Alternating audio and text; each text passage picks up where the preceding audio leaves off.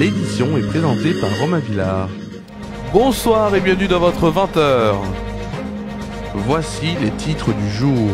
Nous parlerons ce soir de nouvelles manifestations, cette fois-ci des artisans taxis qui ont manifesté notamment à Toulouse. Nous verrons ce qui s'est passé.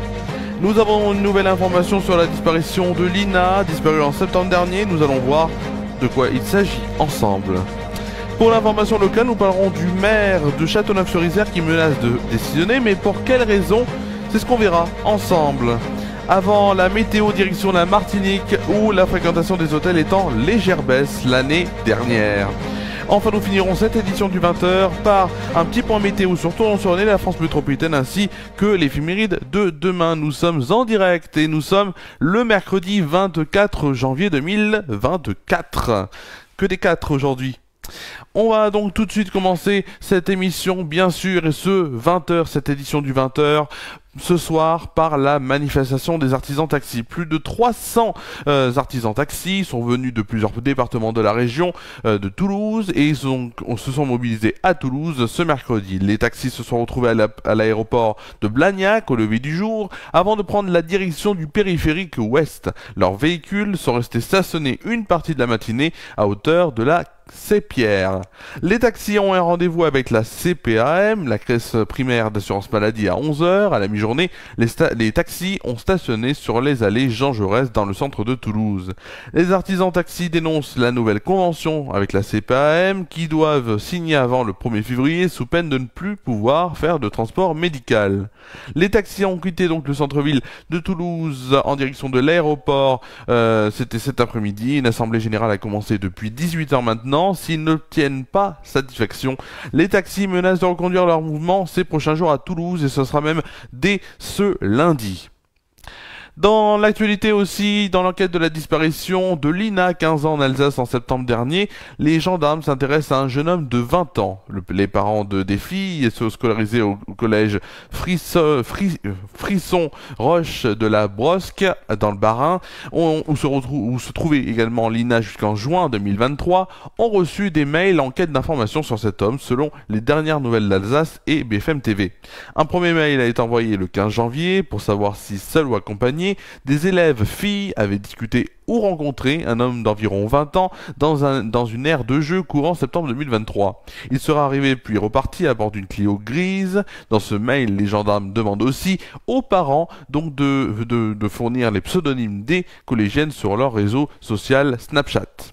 En septembre, une demi-douzaine de Clio bleues et grises avaient été inspectées sur la base d'un témoignage.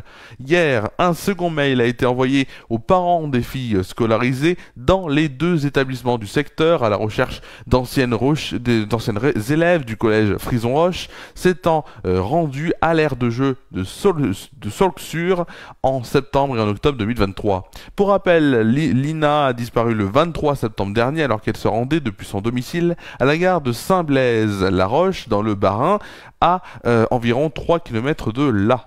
Une enquête a été ouverte pour enlèvement et séquestration. L'info locale ce soir et nous allons parler dans votre 20h dans la Drôme. Le maire de Châteauneuf-sur-Isère, Frédéric Vassy, dénonce les obligations de la loi SRU, la réglementation sur les logements sociaux pour les petites communes. La loi serait inadaptée et inapplicable dans sa ville selon lui. Mais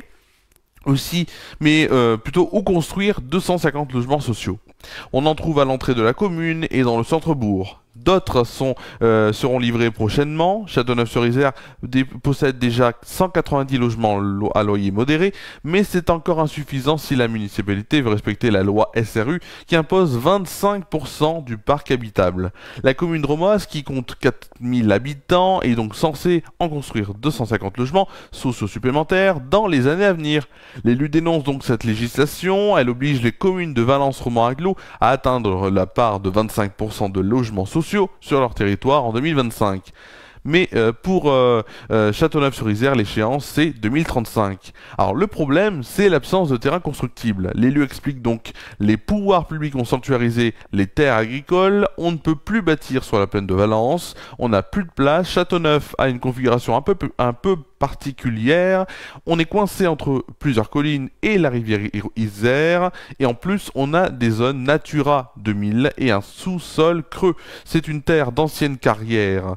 C'est très difficile de trouver l'espace pour bâtir des logements sociaux. Frédéric Vassy n'est pas opposé non plus au quota de logements sociaux, mais il dénonce la verticalité de l'application de la loi. Le maire souhaite une visite du futur ministre du Logement, pas encore nommé par Gabriel Attal officiellement, pour lui présenter les spécificités de sa commune. Il explique notamment « Je lui demande de venir sur place pour se rendre compte de la situation ». Et il aussi dit, il assure, pour une commune comme Châteauneuf, avoir 10% de logements sociaux, ça peut s'entendre, mais 25% c'est simplement inenvisageable. Ce dernier l'assure, s'il n'est pas entendu, il démissionnera, et avec lui son conseil municipal. Une déclaration qui sonne comme un ultimatum, mais l'élu drômois assure avoir tout essayé. Puis bien sûr, si on a d'autres informations dans les jours à venir, on en parlera bien sûr dans cette édition. L'information venue de Martinique, la plus haute saison touristique bat son plein, mais les derniers chiffres qu'on va en voir tout de suite, de la fréquentation hôtelière recueillie par l'INSEE ne révèlent pas d'embellie. Et loin de là. Les données enregistrées ne sont pas catastrophiques, heureusement, mais elles traduisent une tendance à la baisse du nombre de nuitées des touristes étrangers et un léger recul de la clientèle venant de l'Hexagone. Au troisième trimestre 2023, les hôtels de Martinique enregistrent 270 900 nuitées, soit une baisse de 3,6% comparée au même trimestre de l'année précédente. La baisse de la fréquentation hôtelière s'explique particulièrement par le recul des nuitées étrangères, moins 18%. Ce repli concerne essentiellement la clientèle en provenance d'Europe, moins 22,6%, et des États-Unis, des USA, en moins 23,9%, qui concentrent respectivement 66,6% et 7,1% des nuitées en provenance de l'étranger. Alors la clientèle venant de l'Hexagone est quant à elle aussi en légère baisse, moins 1,8%. Ces touristes représentent quand même 90,7% des séjours dans l'hôtellerie martiniquaise, et au troisième trimestre 2023, les structures hôtelières ont enregistré 245 600 nuitées venant de cette clientèle, sachant que, bien sûr, il y a aussi tout ce qui est Airbnb. Hier, la Ligue 2 reprenait, et on va tout de suite faire un tour d'horizon des résultats de cette 21e journée. 10 matchs qui se sont joués en même temps. Match nul entre Grenoble et Auxerre, un but partout. La victoire d'Angers face à Queviron Métropole, 3-2. Laval et le Paris FC ont fait match nul, un but partout. Pau s'est incliné et Saint-Etienne s'est imposé donc face à Pau 1-0. Guingamp et Rodez ont fait match nul, 3 buts partout. La victoire de Dunkerque 2-0 à domicile face à l'AC Ajaccio. La défaite de Bastia à domicile face à Caen, 2-1. La victoire d'Amiens à domicile face à Annecy, 1-0. La défaite de Troyes à Concarneau, 1-0. Et la victoire de Bordeaux à domicile, 3-1 face à Valenciennes. C'est la fin des informations générales et on va tout de suite aller sur notre météo. Quel temps fera-t-il demain en France métropolitaine et à Tournon? C'est tout de suite la météo.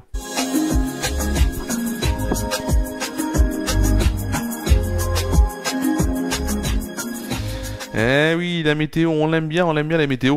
Et on va tout de suite donc commencer par celle de Tournon-sur-Rhône. Tournon-sur-Rhône, demain matin, je vous rassure, il fera très beau, du soleil avec 9 degrés de moyenne demain matin. Pour l'après-midi, on sera sur un statu quo, donc on ne changera pas. Le soleil sera toujours présent avec 14 degrés de moyenne et 14 degrés au plus haut de la journée. On n'ira pas plus haut, normalement, et du moins en moyenne, on n'ira pas plus haut. Passons tout de suite à la météo en France métropolitaine. Et oui, avec demain matin, les nuages qui restent nombreux sur la moitié nord, mais le temps est généralement sec. La douceur y reste remarquable pour un mois de janvier. Au sud, le ciel est plus dégagé, mais les brouillards sont présents dans les plaines et vallées du sud-ouest au centre-est. Les températures pour demain matin en moyenne dans les grandes villes, 6 degrés pour Lille, Charleville-le-Mézières, 6 degrés aussi à Limoges et Toulouse, 8 degrés pour Strasbourg, Dijon, Montélimar, Nice et Ajaccio. Il fera 10 degrés pour Cherbourg, Rouen, Paris, Troyes, Rennes, Nantes et Marseille. Pour le plus frais, il fera 2 degrés à Orient, Aurillac et pour le plus chaud, 11 degrés pour nos amis brestois. Les températures et le temps même pour demain après-midi, c'est important.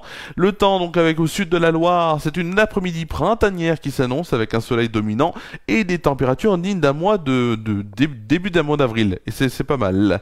Au nord de la Loire, plutôt au nord de la Loire, les nuages occupent encore du terrain, mais quelques éclaircies tentent de percer la couverture nuageuse.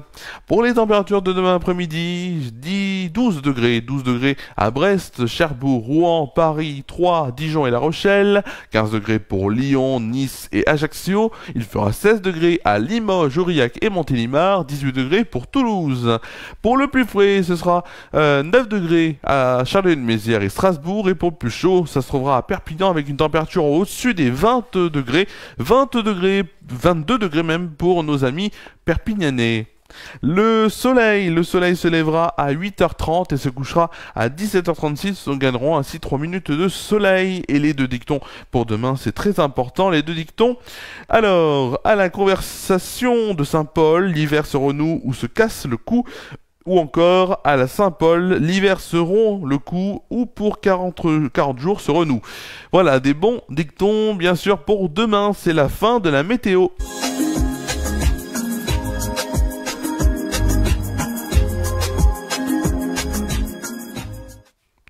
Alors, bien sûr, les prochains rendez-vous pour cette antenne, le 20h reviendra dès demain, en direct sur FR News à 20h. Bien sûr, aussi vendredi, dernière édition de la semaine avec le 20h, toujours présent. Le retour de Samedi Détente, une émission qu'en chanson.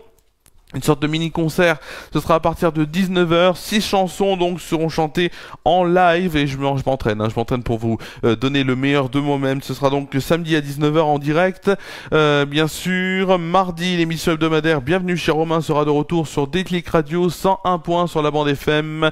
Donc si vous êtes en radio, si vous êtes dans la voiture, c'est là, donc vous pouvez mettre le 101.1 ou sur une radio classique bien sûr, ou sur déclicradio.fr sur internet, vous pouvez toujours aller sur le site et vous pouvez aussi me voir en vidéo, donc ce sera donc mardi 17h30 19h sur FR News, hein. Même page qu'ici bien sûr, et c'est important de le préciser. Merci à vous d'avoir suivi cette édition du 20h, première édition de la semaine. On se retrouve demain pour une nouvelle édition avec de nouvelles actualités des 20h et en direct. Je vous souhaite de passer une très bonne soirée, une très bonne nuit, prenez soin de vous et de vos proches parce que c'est très important, et on se dit à demain sur FR News. À demain.